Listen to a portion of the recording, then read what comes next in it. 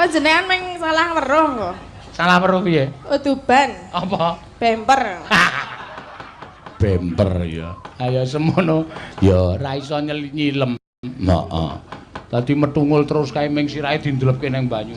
Karo piki. Kula ora iso gaya renang. Ya ora usah liyane nek sak awakmu kuwi iki paling ora olahragane ya mlayu-mlayu.